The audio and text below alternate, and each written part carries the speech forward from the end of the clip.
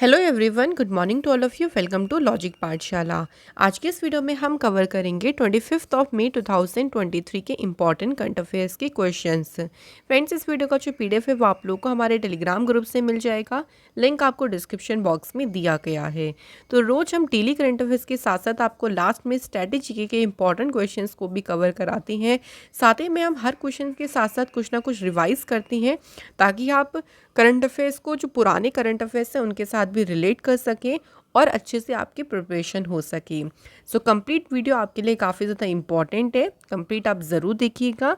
तो चलिए friends, start करते हैं वीडियो को एक मोटिवेशन कोट से।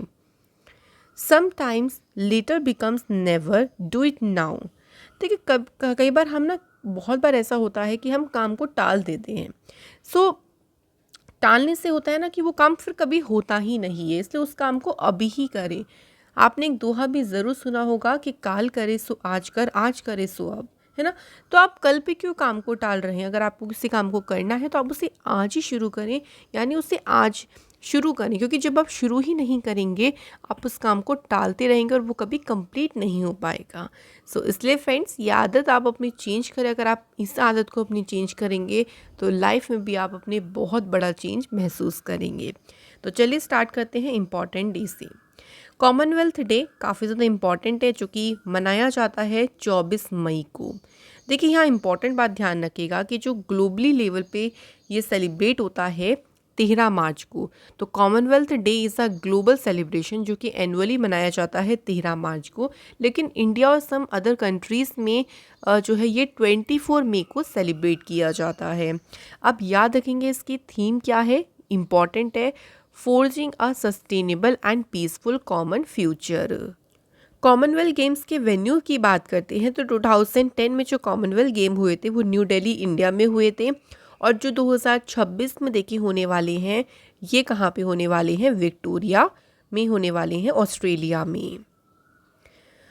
कॉमनवेल्थ ऑफ नेशंस की बात करते हैं तो इसकी स्टेब्लिशमेंट 1949 में हुई। मेंबर स्टेट 54, न्यूली ज्वाइन किया मालदीव ने। हेडक्वार्टर है लंदन, यूके में। सेक्रेटरी जनरल है Patricia, Scotland. Queen Elizabeth second is the head of the Commonwealth. चलिए फ्रेंड्स, अब शुरू करते हैं हमारा पहला क्वेश्चन। सो सबसे पहला क्वेश्चन है, India has recently announced plans to open its fourth consulate in which country. हाल ही में भारत ने किस देश में अपना चौथा वाणिज्य दूतावास खोलने की योजना की घोषणा की है? तो ये जो कंसल्टेट ओपन किया जाएगा ये कहाँ पे होगा फ्रेंड्स? तो इसे ऑस्ट्रेलिया में किया जाएगा। तो ऑस्ट्रेलिया में कहाँ पे किया जाएगा? ब्रिस्बेन में देखिए नया कंसल्टेट खुलेगा और इसी की announcement prime minister Modi ji ने की।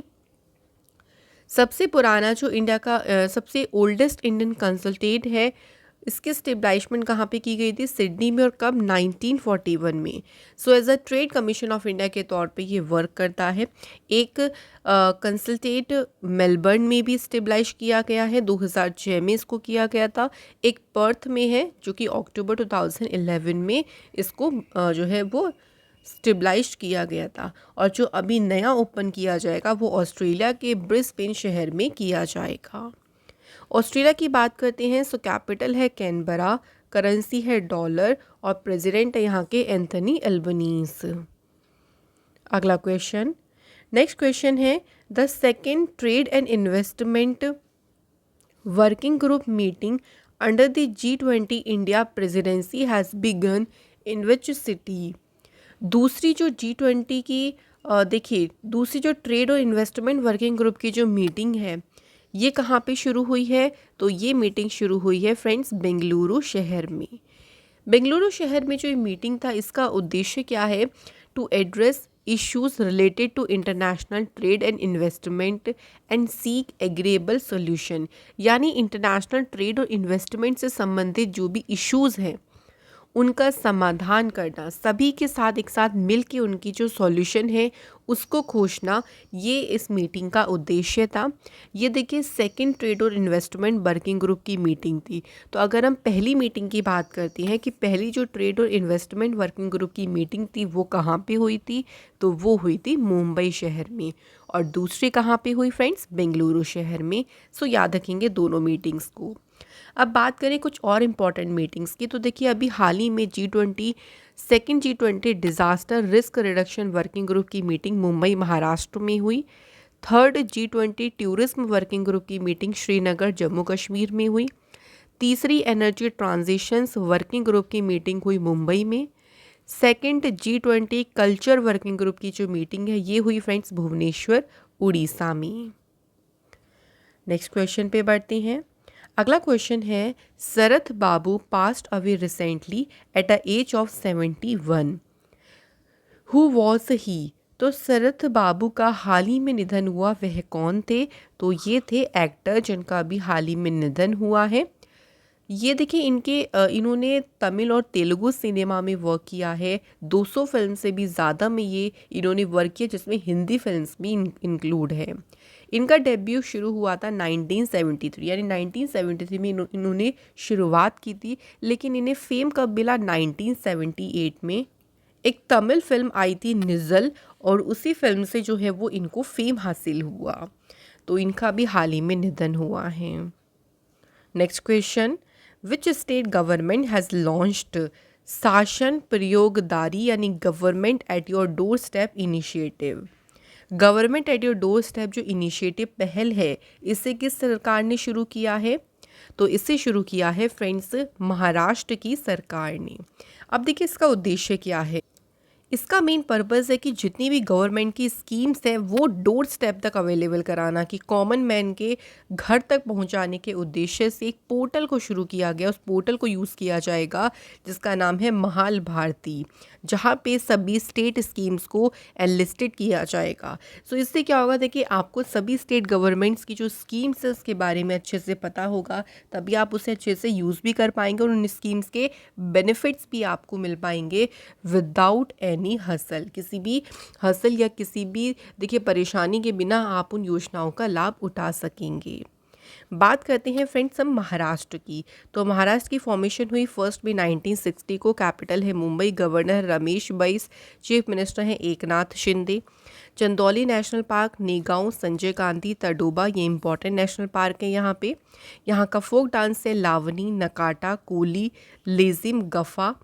हेरिटेज साइट्स में इंक्लूड है Ajanta Ellora Elephanta caves, Chhatrapati Shivaji terminus, Victorian Gothic and art deco ensembles of Mumbai. अब मैं आपको कुछ इंपॉर्टेंट जो न्यूज़ है उनको रिवाइज करा देती हूँ जो महाराष्ट्र से रिलेटेड है। देखिए महाराष्ट्र की सरकार ने एक लोन स्कीम शुरू करी थी जिसको नाम दिया था जीवला। इसके अलावा वर्ल्ड स्पाइस कांग्रेस का जो 14th एडिशन हुआ था इसे महाराष्ट्र में ऑर्गेनाइज किया गया। नेक्स्ट इंपॉर्टेंट न्यूज़ ध्यान रखिएगा कि महाराष्ट्र पहला स्टेट बना था जिसने सेपरेट दिव्यांग डिपार्टमेंट को सेटअप किया। महाराष्ट्र फर्स्ट स्टेट बना जिसने लोकायुक्त बिल को पास किया था। नेक्स्ट, महाराष्ट्र की सरकार ने एक नया इनिशिएटिव शुरू किया था बैगर फ्री सिटी का, और इसी महाराष्ट्र के शहर नागपुर में शुरू किया गया था।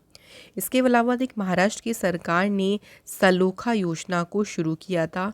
महाराष्ट्र जो है पहला स्टेट बना कंट्री में जिसने अप्रूव किया गुड गवर्नेंस रेगुलेशंस को। नेक्स्ट क्वेश्चन देखिए। अगला क्वेश्चन है which state government has formulated the green hydrogen policy? किस राज्य सरकार ने अभी ग्रीन हाइड्रोजन नीति को तैयार किया है? राइट आंसर है हिमाचल प्रदेश। अब बात करें देखिए इसका क्या मतलब है कि ग्रीन हाइड्रोजन जो पॉलिसी है उसको क्यों तैयार किया गया है। तो ग्रीन हाइड्रोजन के यूज़ को प्रमोट करना, साथ ही में an establish the state as a leading hub for its production, यानी ग्रीन हाइड्रोजन के प्रोडक्शन में राज्य को एक प्रमुख केंद्र के रूप में स्थापित करने के उद्देश्य से इस नीति को तैयार किया गया है। गवर्नमेंट ने ऑलरेडी एक MOU भी साइन किया ऑयल इंडिया लिमिटेड के साथ मिलके, ताकि जो ग्रीन हाइड्रोजन का प्रोडक्शन है उसको इनेबल किया जा सके, और ग्रीन अमोनिया को भी अभी पायलट बेस पे इसको शुरू किया गया, तो इसके लिए MOU भी इन्होंने साइन किया है। अब आती है हिमाचल प्रदेश की बारी। तो कैपिटल है यहाँ की शिमला और धर्मशाला। गवर्नर है शिव प्रताप शुक्ला। चीफ मिनिस्टर हैं सुखविंदर सिंह सुक्खू। राज्यसभा की सीटें हैं 3, लोकसभा सीटें हैं 4 और असेंबली सीटें 68। नेशनल पार्क की बात करें, ग्रेट हिमालयन, पिन वैली, इंदर किला, खीर गंगा और सिंबल बारा नेशनल पार्क, ये सभी यहाँ के इम्पॉर्टेंट नेशनल पार्क्स हैं। अब बारी आती है हिमाचल प्रदेश से रिलेटेड कुछ इंपॉर्टेंट न्यूज़ की। तो अभी देखिए इन्होंने एक नया प्रोजेक्ट शुरू किया था जिसे नाम दिया संजीवनी।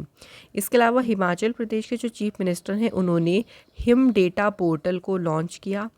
हिमाचल प्रदेश की सरकार ने फ्रेंच एजेंसी के साथ में एक एमओयू साइन किया था ताकि यहाँ पे जो ड्रिंकिंग वाटर और सैनिटेशन है उसको इम्प्रूव किया जा सके। हिमाचल प्रदेश ने टारगेट रखा कि वो पहला ग्रीन एनर्जी स्टेट बन जाएगा, कब तक? 2025 तक। हिमाचल प्रदेश सरकार ने अपना कांगड़ा एप्लीकेशन को लॉन्च किया। तो फ्रेंड्स, ये कुछ इंपॉर्टेंट न्यूज़ हैं जो है हमारी हिमाचल प्रदेश से रिलेटेड। बढ़ते हैं नेक्स्ट क्वेश्चन पे। विच payment service company has recently launched RuPay credit card support on UPI in India? किस भुगतान सेवा कंपनी ने भारत में यूपीआई पर रुपे क्रेडिट कार्ड सपोर्ट को लॉन्च किया है? तो इसे लॉन्च किया अभी हाल ही में गूगल पे ने। ये जो कंपनी ने इसके लिए पार्टनरशिप की है national payments corporation of India के साथ, ताकि कस्टमर को ये फीचर जो है उनको दिया जा सके। जो यूज़र्स हैं अब क्या कर सकते हैं, देखिए नाउ लिंक कर सकते हैं अपने रुपे क्रेडिट कार्ड को गूगल पे के साथ ऑनलाइन और ऑफलाइन जो है मर्चेंट्स को पे करने के लिए।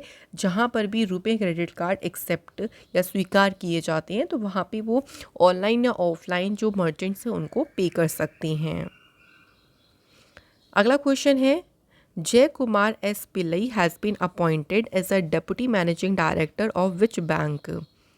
तो जय कुमार एस पिल्लई जो हैं अभी हाल ही में आईडीबीआई बैंक के उप प्रबंध निदेशक यानी डेप्यूटी मैनेजिंग डायरेक्टर अपॉइंट किए गए हैं। आईडीबीआई बैंक यानी industrial development bank of India, इसकी स्थापना 1964 में हुई। हेडक्वार्टर्स का है मुंबई में। चेयरमैन है टी.एन. मनोहरन। एमडी सीईओ है राकेश शर्मा और डेप्यूटी मैनेजिंग डायरेक्टर है जय कुमार एस पिल्लई। अब बात करें कुछ इंपॉर्टेंट अपॉइंटमेंट्स की जो कि बैंकिंग सेक्टर से रिलेटेड हैं। तो देखिए, प्रेसिडेंट एंड सीईओ पेटीएम कौन अपॉइंट हुए? भावेश गुप्ता। बैंक ऑफ बड़ौदा के एमडी और सीईओ बने Devdatt Chand. Bank of India के एमडी सीईओ बने रजनीश के। एलआईसी के चेयरमैन बने Siddhartha Mohanty. Association of asset reconstruction company के सीईओ कौन बने? हरिहर मिश्रा। नेक्स्ट क्वेश्चन, अगला है N Jayaprakash and Monal D Choksi were re elected as a president and secretary of swimming federation of India.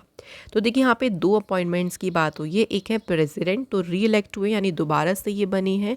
Swimming federation of India के president elect हुए हैं दोबारा से एन जयप्रकाश, और सेक्रेटरी कौन है? मोनल डी चोकसी। पूछा गया है कि स्विमिंग फेडरेशन ऑफ इंडिया का हेडक्वार्टर कहाँ पे है? सो इसका हेडक्वार्टर है फ्रेंड्स कहाँ पे? अहमदाबाद में। सो स्विमिंग फेडरेशन ऑफ इंडिया की स्थापना 1948 में हुई। हेडक्वार्टर अहमदाबाद गुजरात में है। प्रेसिडेंट देखिए बने हैं आर एन जयप्रकाश। सीईओ हैं वीरेंद्र नानावती, और इसकी मेंबर्स में कितने हैं? 30 स्टेट और यूटी एसोसिएशंस। अगला question, Tokyo Olympic gold medallist Neeraj Chopra has achieved the number 1 ranking in men's javelin throw for the first time. Chopra is leading the ranking with how many points? So question बताना है कि कितने अंकों के साथ ये रैंकिंग में सबसे आगे है। तो नीरज चोपड़ा देखिए फर्स्ट रैंक पे आ गए हैं मेंस के जावलिन थ्रो में पहली बार, और कितने पॉइंट्स के साथ ये आ गए हैं? तो इनके पॉइंट्स हो गए हैं 1455 पॉइंट्स। अभी देखिए हाल ही में जो डायमंड लीग हुई थी ना, उसमें भी नीरज चोपड़ा ने कौन सा मेडल जीता था? याद रखेंगे, गोल्ड मेडल जीता था। सो ये अब वर्ल्ड के नंबर 1 जो है वो वर्ल्ड में नंबर 1 रैंकिंग पे आ गई हैं, और इसे अभी वर्ल्ड एथलेटिक्स ने इशू किया है। और ग्रीना ये जो एंडरसन पीटर्स हैं इनसे ये आगे चल रही हैं 22 पॉइंट्स। तो ये अब सेकंड नंबर पे, और फर्स्ट नंबर पे कौन है? नीरज चोपड़ा। अगला क्वेश्चन देखिए, विच of the following state is hosting Khelo India university games? कौन सा राज्य खेलो इंडिया यूनिवर्सिटी गेम्स की मेजबानी कर रहा है? करेक्ट आंसर है उत्तर प्रदेश इसकी मेजबानी कर रहा है। जो तीसरा खेलो इंडिया यूनिवर्सिटी गेम्स हैं ये कबड्डी इवेंट के साथ शुरू हुआ उत्तर प्रदेश के गौतम बुद्ध नगर डिस्ट्रिक्ट में। तो ये 4 शहर में आयोजित किए जाएंगे, जिसमें गौतम बुद्ध नगर हो गया, लखनऊ है, गोरखपुर और वाराणसी। टोटल 250 प्लेयर्स इसमें पार्टिसिपेट करेंगे रेसलिंग इवेंट में, वहीं 96 प्लेयर पार्टिसिपेट करेंगे योगासन इवेंट में। उत्तर प्रदेश की कैपिटल है लखनऊ, चीफ मिनिस्टर हैं योगी आदित्यनाथ और गवर्नर है आनंदीबेन पटेल। तो यहाँ पे फ्रेंड्स हमारे क्वेश्चंस कंप्लीट होते हैं। अब टाइम आता है स्टैटिक जीके के इंपॉर्टेंट क्वेश्चंस का, तो चलिए फिर स्टार्ट करते हैं। पहला क्वेश्चन है, थांग टा एक मार्शल आर्ट फॉर्म है और ये किस स्टेट से एसोसिएटेड है? तो थांग टा जो मार्शल आर्ट फॉर्म है ये एसोसिएटेड है फ्रेंड्स मणिपुर स्टेट से। याद रखेंगे फ्रेंड्स मणिपुर से। अच्छा, मिज़ोरम से ध्यान रखिएगा, एक इम्पॉर्टेंट डांस जो पूछा जाता है बैम्बू डांस, कई बार एग्जाम में ये पूछ लेते हैं। अगर बात करें मणिपुर की, तो मणिपुर की कैपिटल क्या है? इम्फाल यहाँ की कैपिटल है। एन बीरेन सिंह यहाँ के चीफ मिनिस्टर हैं। मणिपुर में एक इम्पॉर्टेंट नेशनल पार्क है जो अक्सर एग्जाम में पूछ लेते हैं, केबुल लामजाओ नेशनल पार्क। ये पहला ऐसा नेशनल पार्क है जो फ्लोटिंग नेशनल पार्क है।